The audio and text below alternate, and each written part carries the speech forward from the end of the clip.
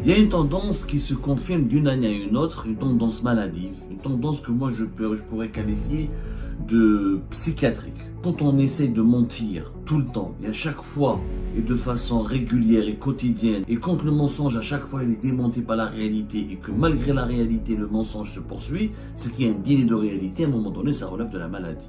L'Algérie est la troisième puissance économique au monde. L'Algérie est la meilleure croissance économique du bassin méditerranéen.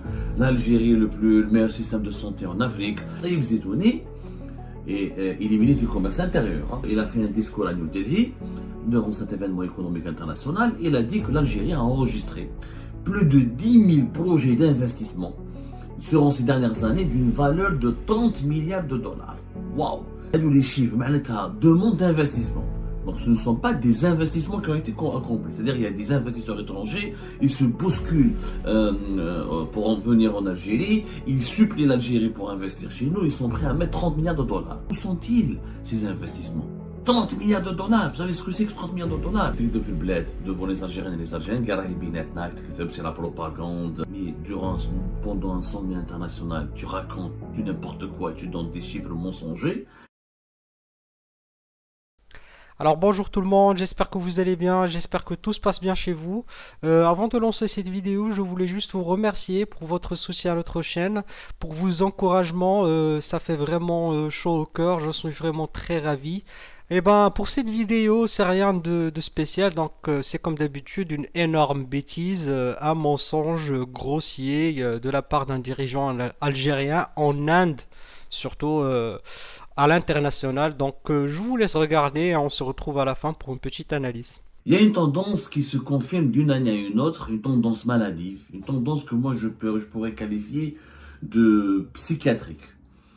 Parce que quand on essaye de mentir tout le temps et à chaque fois et de façon régulière et quotidienne, et quand on veut mentir juste pour impressionner ses interlocuteurs, pour impressionner les autres et pour les manipuler, pour les détourner leur attention, pour les induire en erreur, et quand le mensonge à chaque fois il est démenti par la réalité et que malgré la réalité le mensonge se poursuit, c'est qu'il y a un dîner de réalité, à un moment donné ça relève de la maladie.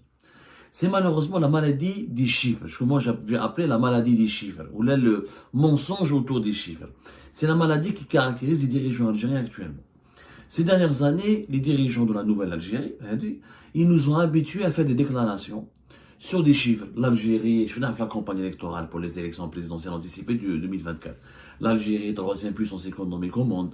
L'Algérie est la meilleure croissance économique du bassin méditerranéen. L'Algérie est le meilleur système de santé en Afrique. L'Algérie est les plus grandes routes d'Afrique. L'Algérie a le plus grand pont d'Afrique. Les dirigeants algériens ou le chef de l'État ou le Premier ministre, ou en Algérie le Premier ministre ne parle jamais, donc il est toujours fantomatique, on le voit jamais, on le voit juste que le Conseil des ministres, les signatures des protocoles pour accueillir une personnalité internationale étrangère à l'aéroport, sinon on le voit jamais le Premier ministre, donc au moins à sa décharge, il est fantomatique. Mais les autres, les membres du gouvernement, le chef de l'État et son cabinet, nous habituent à chaque fois à des déclarations hallucinantes sur les chiffres. Ils donnent des chiffres sur l'économie algérienne, sur la société algérienne. Et là, on se dit, mais on a l'impression qu'on ne vit pas dans le même pays. La preuve, je vais vous donner deux exemples. Il y a une rencontre internationale qui s'est déroulée le 2 décembre dernier en Inde, à New Delhi, à laquelle a participé au nom de l'État algérien M. Taïb Zetouni, qui est le ministre du Commerce intérieur. Ministre du Commerce intérieur et de la régulation du marché national. J'aurais aimé aider la rencontre, elle a été organisée en Inde.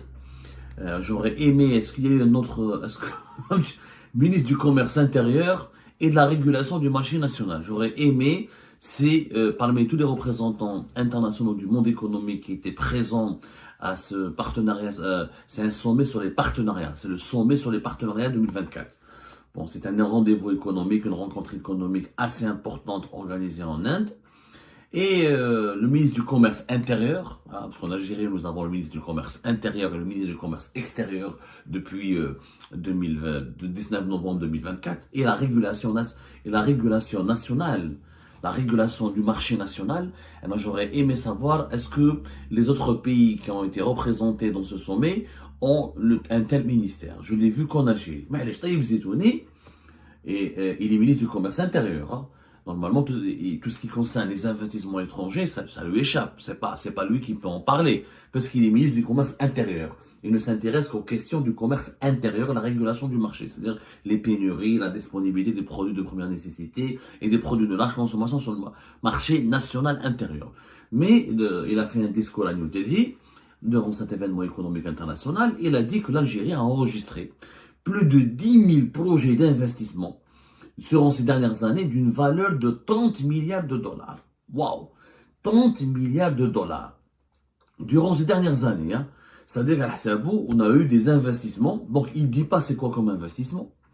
Il dit pas ces dernières années. Il fait quoi référence à quoi? Ces dernières années, d'après ce que je comprends, lui, il fait référence à la période Tebboune. Tout simplement, à la période Tebboune, il n'y a pas eu parce que lui, il n'était pas là avant, il ne fait pas référence à l'époque de Bouteflika, parce que la Nouvelle-Algérie, elle dit, ils passent leur temps les dirigeants de la Nouvelle-Algérie passent leur temps à diaboliser la période de Bouteflika, qui serait responsable de tous les maux du pays, alors pendant la période de Bouteflika, on vivait nettement mieux, et on vivait beaucoup mieux. 30 milliards, 10 000 demandes d'investissement, pour un montant global alors il parle de demande d'investissement, pas d'investissement. Il parle de demande d'investissement pour un montant global de 30 milliards de dollars. Ça a été dit à New Delhi, en Inde, lors de l'ouverture de la 29e édition du sommet du partenariat, le 2 décembre dernier. Donc, on a les chiffres, demande d'investissement.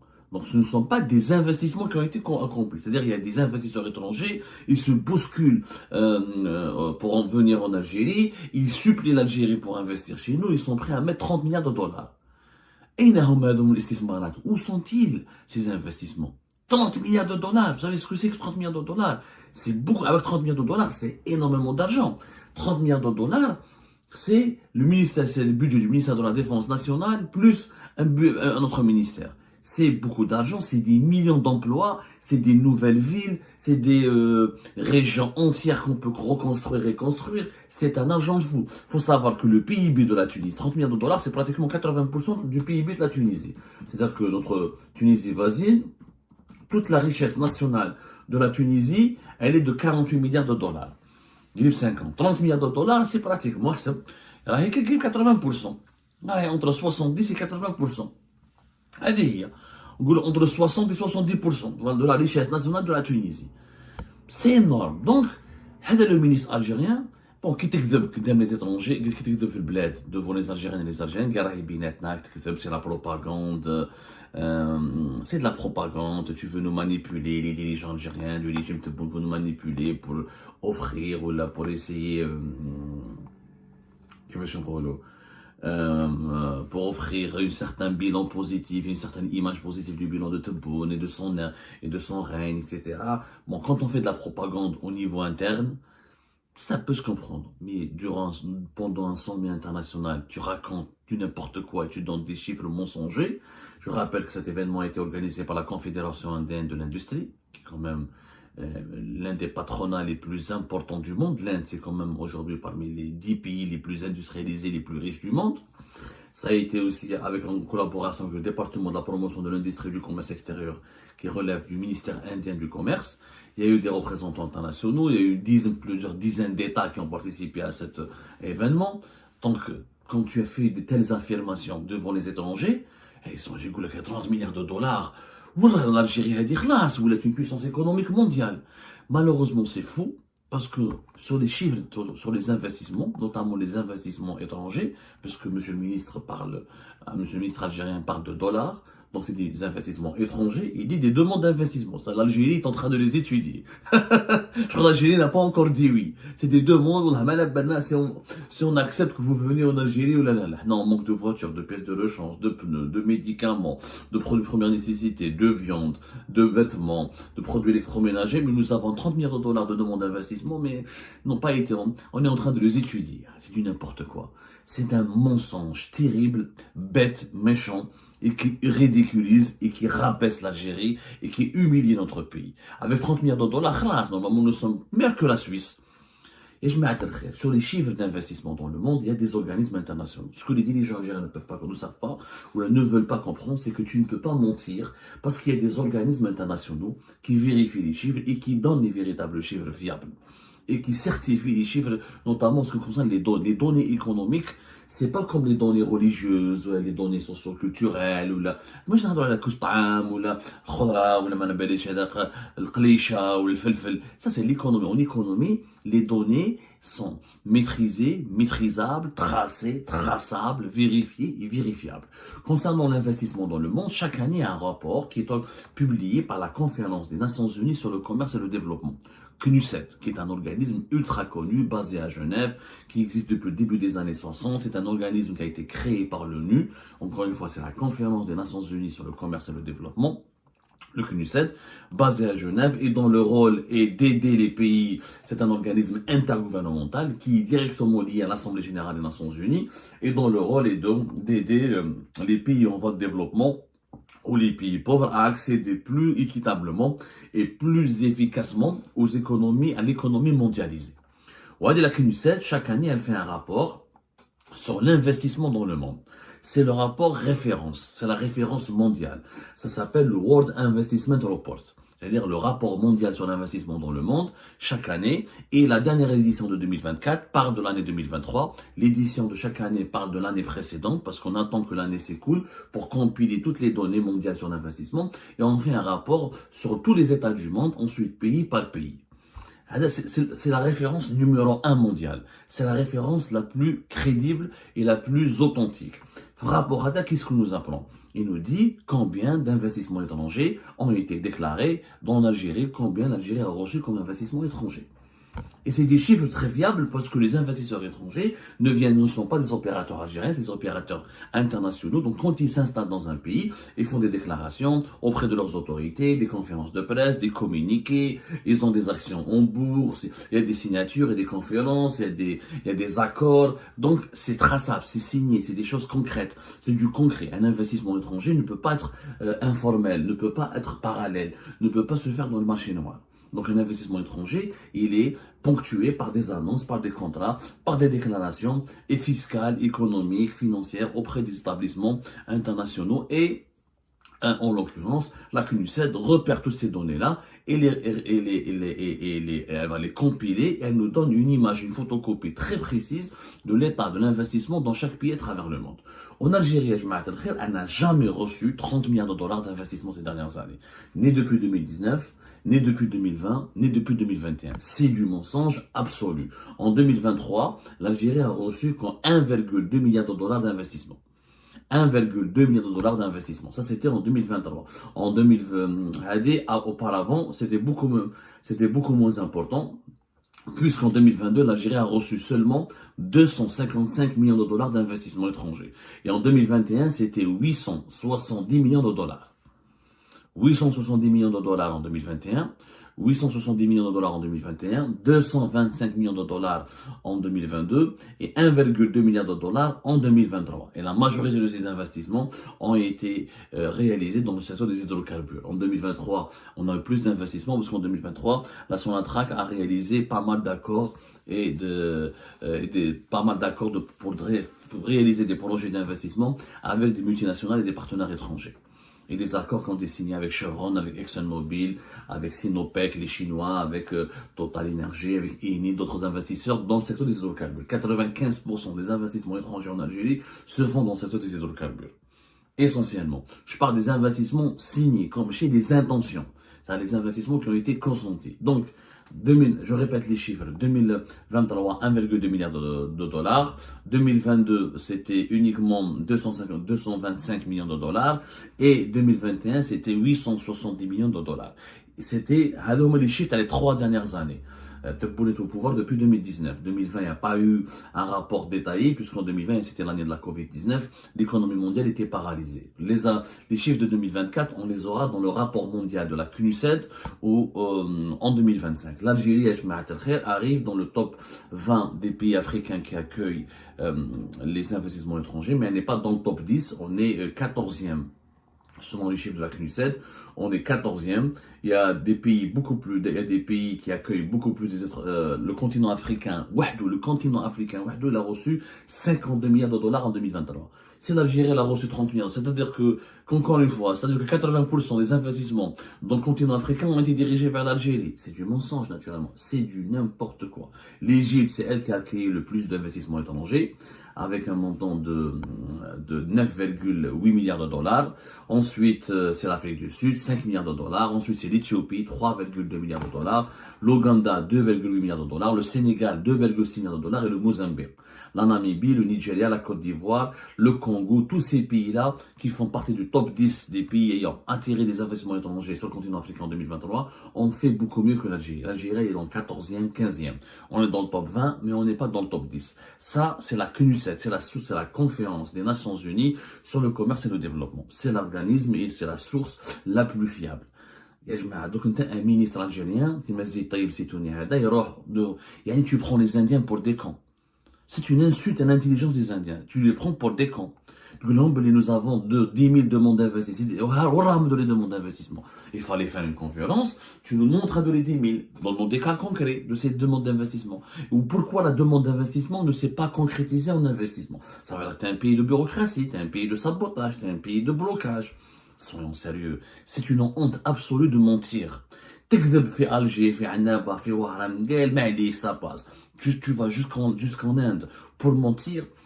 C'est une insulte, je vous assure, c'est une insulte. Ça veut dire que les étrangers ne vérifient pas, n'ont pas accès aux rapports internationaux, n'ont pas accès à des organismes de contrôle de certification, n'ont pas accès à des enquêtes internationales, n'ont pas accès aux chiffres de la Banque mondiale, n'ont pas accès au FMI, n'ont pas accès à la Banque africaine de développement. Quand tu déplaces, quand tu vas dans un sommet international, tu représentes du mieux possible ton pays, surtout un sommet économique. Tu essaies d'être fiable, le plus fiable possible. Parce que c'est là où tu dois draguer, tu dois séduire les investisseurs étrangers, tu dois les convaincre de venir s'installer dans ton pays. Mais si tu commences par le mensonge, par la manipulation, par la tromperie, par la falsification des chiffres, mais personne ne va venir investir chez toi. Personne ne va venir investir chez toi. Et ben voilà les amis, c'était ça. Je vous remercie pour avoir suivi cet extrait jusqu'à la fin et toutes nos vidéos. Comme d'habitude, je vous remercie pour votre soutien à notre chaîne, pour vos abonnements, pour vos commentaires et pour vos diverses réactions à nos vidéos. Donc voilà, ça fait vraiment plaisir et je vous remercie énormément. En ce qui concerne cette vidéo, c'est pas vraiment très spécial comme événement, hein. Des mensonges algériens, on en a entendu plusieurs fois, des milliers de fois, hein. C'est innombrable, hein. C'est tellement excessif et c'est tellement nombreux et tellement grossier que finalement ça arrive, ils arrivent à s'éclipser l'un de l'autre, hein. Que ce soit à partir des erreurs de Monsieur Tebboune quand il déclarait qu'il allait faire le dessalement de tout le bassin méditerranéen, puis tout, à chaque fois, à chaque mois, à chaque prise de parole d'un dirigeant algérien de grande, de petite taille, on se retrouve devant une scène de comédie tragique, hein. Et cette histoire en Inde n'en est pas vraiment différente, hein. C'est la même chose, hein. C'est comme le cas d'Ifi Abdou, c'est pathologique, hein. C'est devenu une maladie. Parce que c'est pas une ou deux personnes qui ont ce genre de sortie médiatique assez, ou de prise de position, de déclaration complètement fantasmagorique, mais c'est toute la classe politique et toute la classe dirigeante. Donc c'est un phénomène généralisé en fait. Donc voilà, je vous laisse la parole ou plutôt les commentaires à faire et donnez-moi votre avis aussi sur ce phénomène, hein. C'est assez marrant, mais essayons d'analyser ensemble de quoi vraiment, pourquoi les Algériens ont besoin de mentir. Je pose cette question et je la laisse ouverte comme ça à vous de répondre. Donc voilà, je vous remercie encore une fois pour votre soutien et pour vos encouragements. Je lis vos commentaires et j'en suis vraiment très fier. Ça fait plaisir d'avoir des réactions, même diverses, avec des gens qui sont pour, des gens contre, des gens qui... Mais bon, restons un petit peu sans insultes, sans calomnie et argumentez comme vous voulez en toute liberté. Donc voilà, merci beaucoup et à la prochaine dans une nouvelle vidéo. Au revoir.